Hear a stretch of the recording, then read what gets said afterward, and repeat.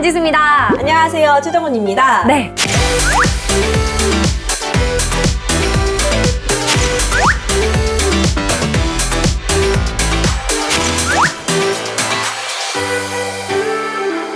벌써 상상이 현실이 된다. 알케미스트 프로젝트 마지막 시간입니다. 너무 아쉬워요. 그쵸, 더 하고 싶죠. 그럼요.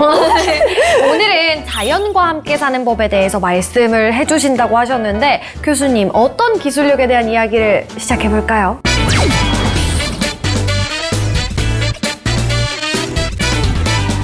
결국은 아마 에너지 문제가 될 텐데요. 그 에너지와 관련된 첫 번째 주제는 오프 더 그라운드에 대한 이야기예요. 오프 더 그라운드, 오프 더 레코드가 아니라 오프 더 그라운드. 그래서 그라운드는 땅바닥이죠. 땅에서 떨어진다. 땅에서 떨어진다. 그 땅에서 떨어져서 움직이는 이제 운송 기관에 대한 가능성을 이야기할 텐데, 하늘을 나는 비행기? 하늘을 나는 것도 오프 더 그라운드긴 하죠. 근데 살짝 떠보려고 그래요. 네, 살짝만. 그 움직이는 것에 대해서 인류 역사를 보면은 큰 변화가 없었는데, 그 지금 문제 중에 하나는 이렇게 움직이는 것, 탈 것, 바로 내연기관을 이용한 자동차죠, 주로 도시에서는. 그 탈 것이 너무 많아지다 보니 저희가 움직임에 굉장히 어려움이 많죠. 맞아요. 오늘도 여기 오는데 어찌나 차가 막히던지. 트래픽 잼. No. 퇴근 시간 피해 다녀야 돼요. 그래서 지금 이제 그 문제를 해결하기 위한 많은 아이디어들이 나오고 있는데요. 일단 이번 그 알케미스트 프로젝트 가운데 하나가 바로 오프 더 그라운드. 그래서 이거는 비행기는 아니고요. 비행기도 물론 탈 것이긴 하지만 지금 도시에서 이용할 수는 없으니까 살짝 떠서 움직이는 거죠. 살짝 떠서 움직이는 것이라면은 한 몇 미터 정도 떠야지 살짝일까요? 글쎄요, 현재 이것을 실제 이제 구현한 기술들도 있는데요. 그런 것들은 한 10cm 정도 떠 있는 것 같아요. 10cm. 현재 구현된 기술들은요. 뜨기 위해서는 어떤 방법이 있냐면은 여기는 이제 물리학이 들어가게 되는데요. 결국 중력이 우리를 아래 방향으로 끌어당기기 때문에 우리가 하늘로 날아오르지 못하는 거거든요. 결국은 중력을 이겨낼 수 있는 다른 추가적인 힘이 있어야 하는데 우리가 그 힘을 양력이라 그래요. 양력. 그래서 양력을 얻는 방법은 아주 빠르게 움직이거나 그게 비행기가 그렇게 하는 방법을 사용하죠.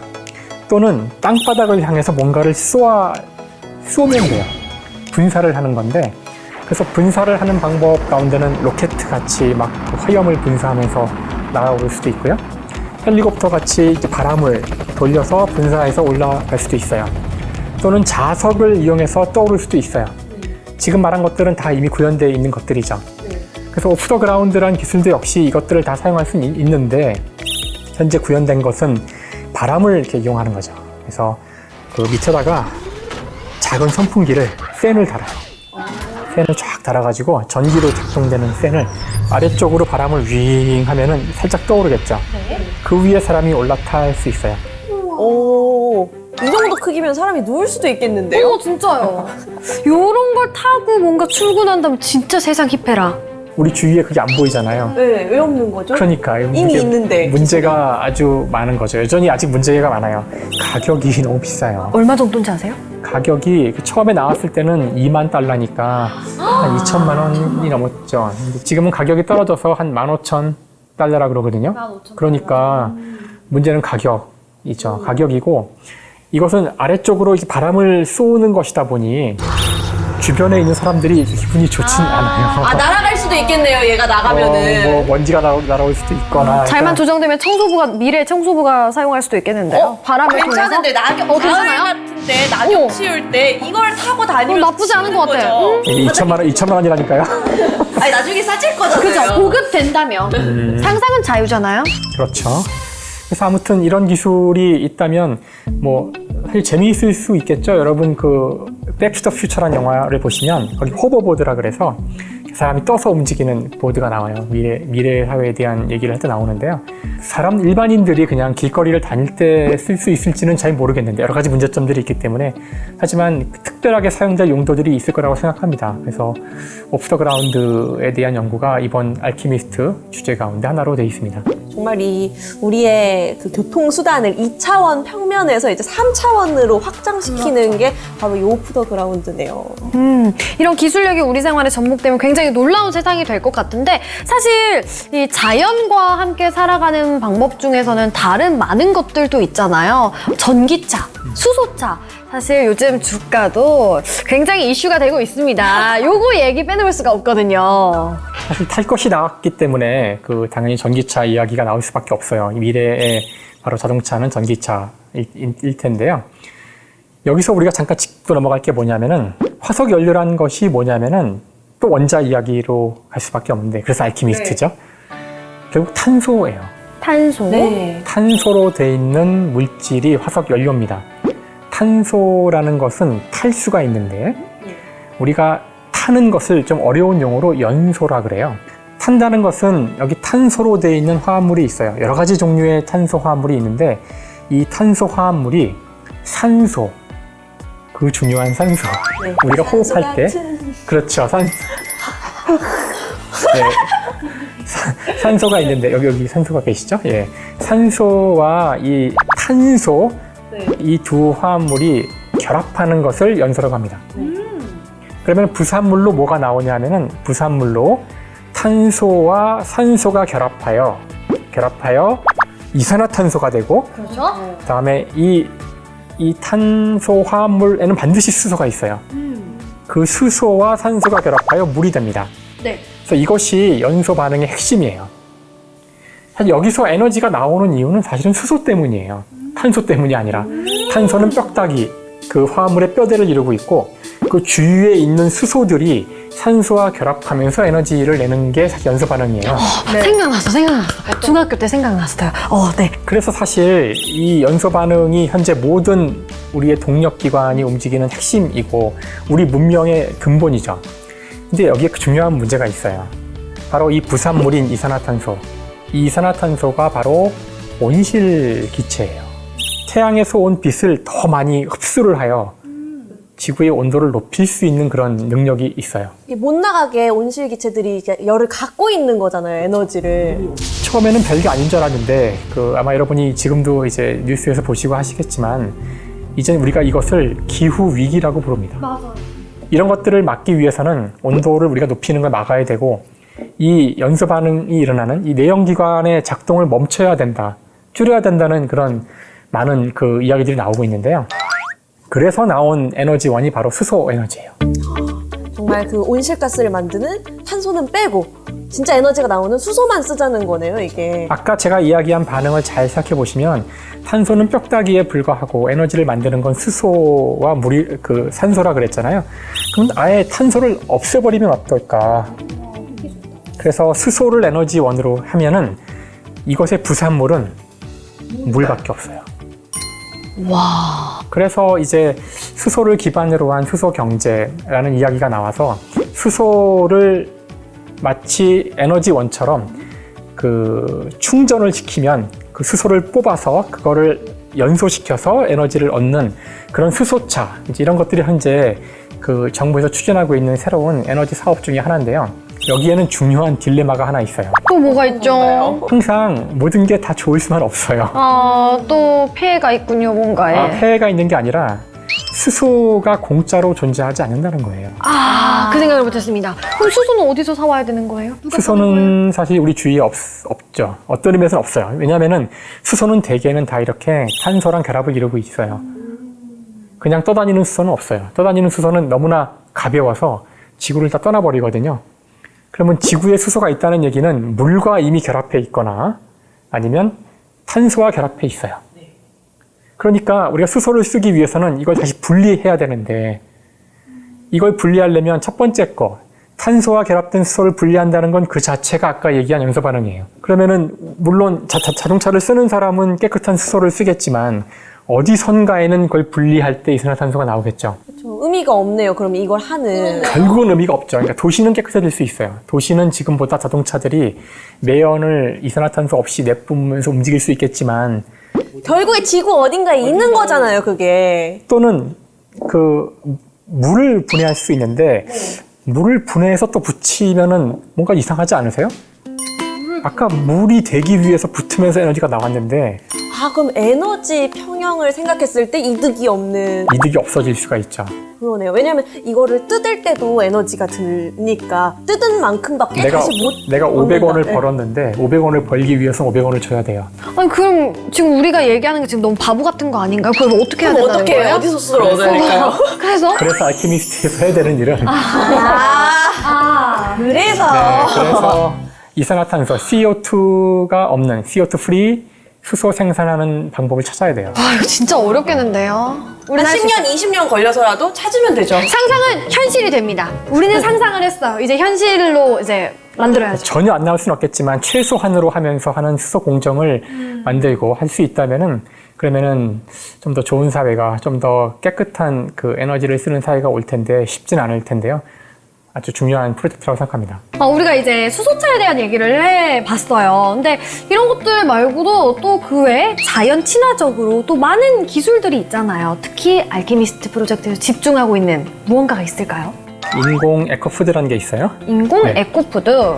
그게 그 인공으로 음식을 만들어 보자는 거거든요.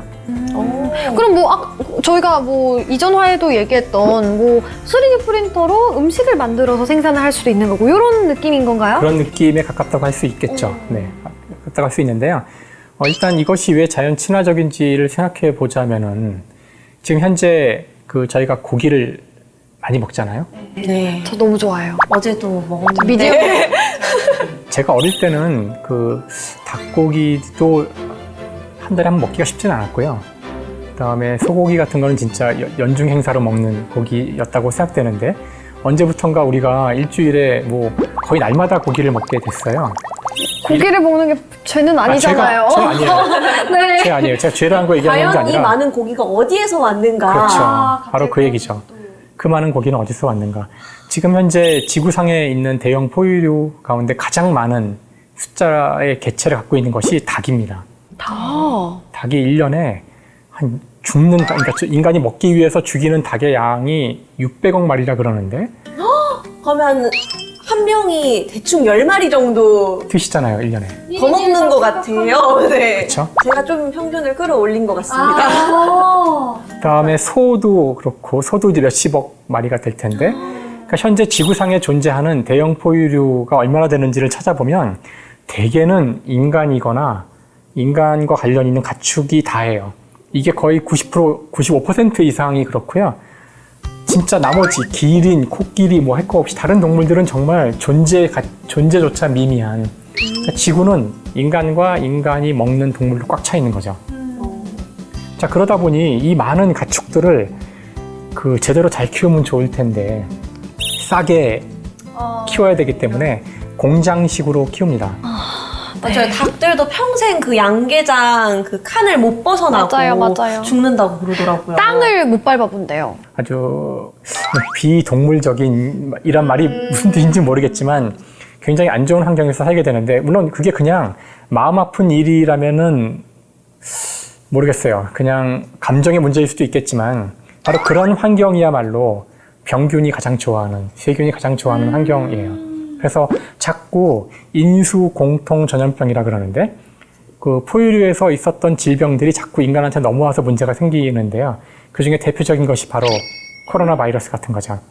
인간한테 가까이 있는 근처에 있는 동물들이 아주 안 좋은 환경에 많이 있기 때문에 또 한편으로 그 세균들도 먹고 살아야 되는데 바이러스도 그들이 먹을 수 있는 생명체가 별로 없어요. 대부분 다 사라졌고요. 인간 아니면 가축이죠. 그러니까 모든 세균의 공격 목표가 우리가 되는 겁니다. 결국은 인간이 지구상의 모든 생명체, 특히 이 포유류들을 다 없애고 우리만 남음으로써 우리를 공격에 노출시킨 거라고 볼 수도 있어요. 그리고 더 나아가서 인간조차도 밀집해 있고 동물도 밀집해 있고 그래서 사실 그 동물을 저렇게 우리가 해서 고기를 얻는 것이 최선인지에 대한 고민 끝에 나온 프로젝트라고 생각해요. 그래서 이미 많은 시도가 이루어지고 있는데 즉 직접 생명체를 키워서 그 동물을 도살해서 고기를 얻는 것이 아니라 인공적으로 고기를 만드는 건데요. 물론 우리가 지지난 시간에 얘기했던 프린팅 기술로 할 수는 없고요. 그렇게 하기엔 너무 느려서 그래서 줄기세포를 이용해서 동물 전체를 키워내지 않고 특정한 부위만 닭다리만 만들고 이런 거예요? 닭다리파구나. 닭가슴살파. 그럼 예. 같이 먹으면 딱 좋겠네요. 딱이네. 오늘 끝나고 어떡해요? 우선 그 처음 개발된 것들은 일단 그 화학적으로 조성을 연구를 해가지고 지금 가장 중요한 음식 가운데 하나가 달걀이거든요. 달걀? 달걀 노른자를 그대로 모사할 수 있는 노른자의 성분만 잘 추출해서 그걸 화학적으로 합성해서 만들어진 비욘드 에그라는 그런 식품이 있어요. 아, 그게 벌써 나왔어요? 네, 저도 들어본 것 같아요. 아, 진짜? 달걀을 안 쓰고 마요네즈를 만든다고 맞아요. 그러더라고요. 그것은 마요네즈를 만드는데 실제 마요네즈를 만들기 위해서 닭을 키우고 계란을 얻어서 이렇게 하지 않고 오로지 노른자만 합성할 수 있다면 좋지 않을까요? 모르겠어요. 네, 그런 기술도 있었고요. 그다음에 우리가 좀 전에 얘기했던 닭다리까지는 아니었지만 젖소의 목덜미 근육 조직을 생장시키는 데 성공을 했었거든요. 2013년 네덜란드가 낙농의 국가잖아요. 그래서 이미 많이 연구가 진행되고 있는데요.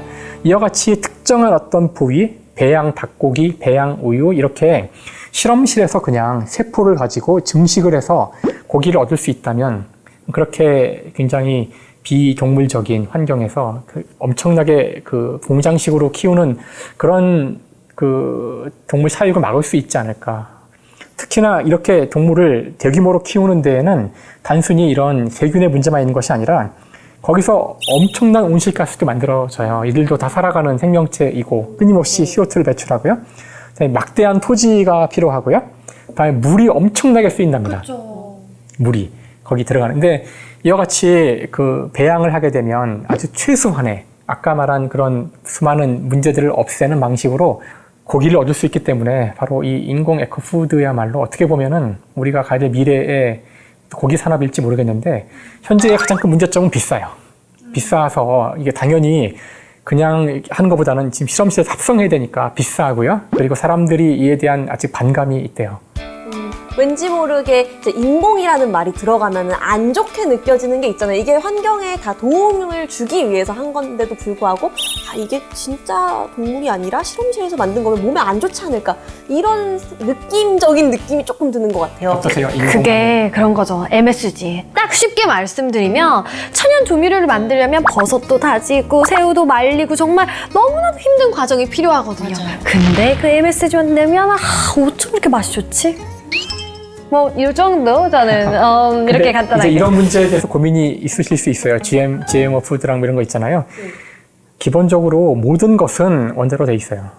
인간이 만든 MSG나 뭐 자연으로 만들어진 MSG나 만약에 화학 구조가 같다면 같은 거예요.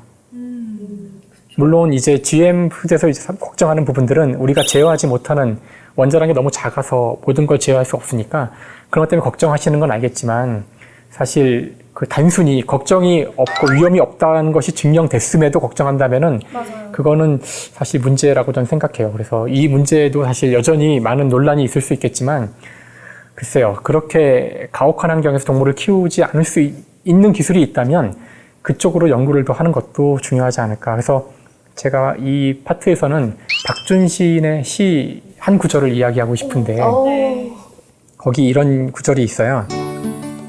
사람이 새와 함께 사는 법은 새를 새장에 가두는 것이 아니라 마당에 나무를 키우는 것에서 시작한다. 맞네요. 그러니까 우리가 지금 과학기술로 이 과학기술의 문제를 해결하려고 노력을 하고 있는데요. 사실 그게 전부가 아닐 수도 있어요. 우리가 문제를 해결하기 위해서 단순히 더 많은 에너지를 쓰지 않거나 더 많은 동물을 죽이지 않거나 그다음에 좀 더 좋은 환경에서 동물을 키우는 조금 더 불편하게 사는 것으로 문제를 해결할 수도 있습니다. 그래서 제가 이 마지막 주제를 자연과 함께 사는 법이라고 하고 에너지 문제를 다룬 이유도 여러분이 이런 문제를 해결하기 위해서 과학자들을 막 등을 떠밀어서 새로운 기술을 만들어봐 하는 것도 필요는 하겠지만 우리가 조금 더 아낌으로써 이 문제가 해결된다는 것, 특히 에너지와 이 기후 문제는 우리가 더 사용하지 않음으로써 해결된다는 이야기를 꼭 해드리고 싶습니다. 오늘 벌써 이렇게 마지막 시간이 거의 다 끝나가는데요.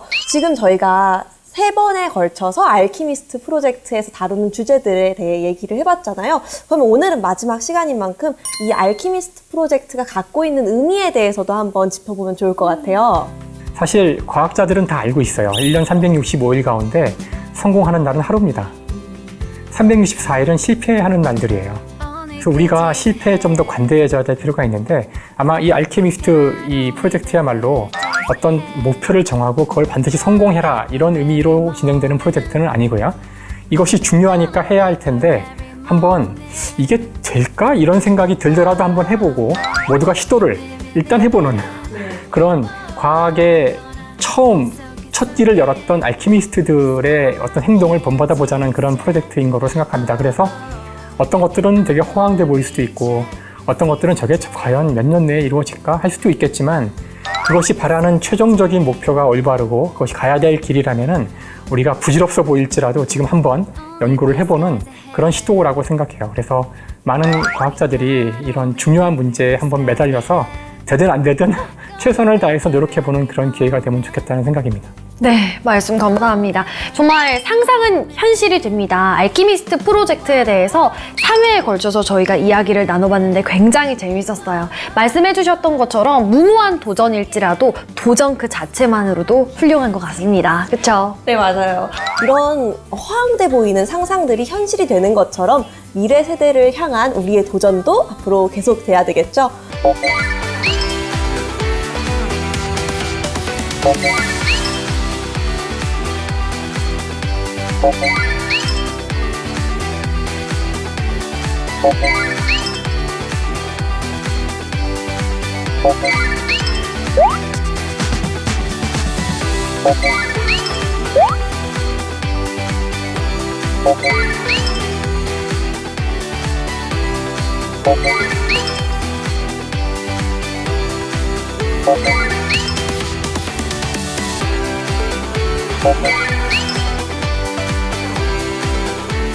네, 지금까지 알키미스트 프로젝트에 대해서 알아봤습니다. 여러분, 알키미스트 프로젝트에 대해서 많이 관심 가져주세요. 안녕!